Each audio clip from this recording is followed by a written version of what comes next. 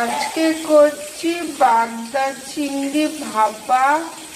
মাছটা আমি হালকা করে নুন হলুদ দিয়ে ভেজে রেখেছি। ফোড়নে দিয়েছি আমি 5 ফোড়ন, কাঁচা লঙ্কা।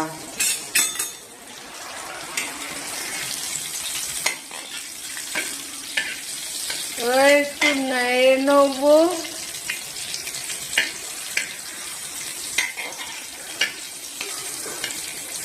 দিয়ে আমি সর্ষে বাটাটা দিয়ে দেবো।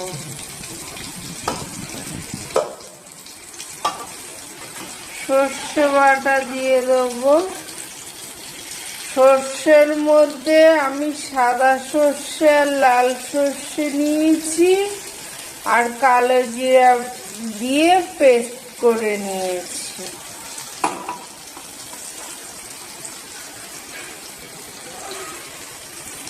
কালো জিরা দিয়ে পেস্ট করে নিয়েছি।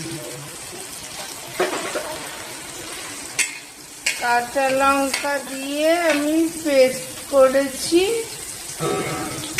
এটাকে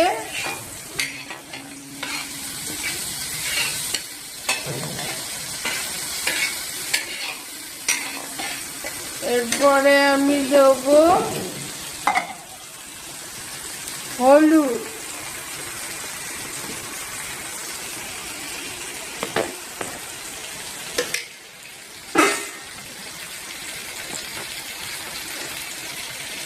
হলুদ দেবো 1 চামচ। হলুদ দিয়ে নাড়বো।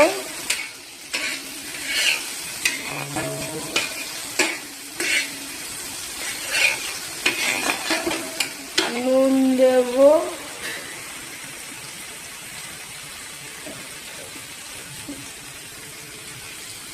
নুন দেবো আর আদা রসুনের পেস্ট দেবো একটু। আদা রসুনের পেস্ট অল্প সামান্য, বেশি না, সামান্য আদা রসুনের পেস্ট আমি দিয়ে দিলাম।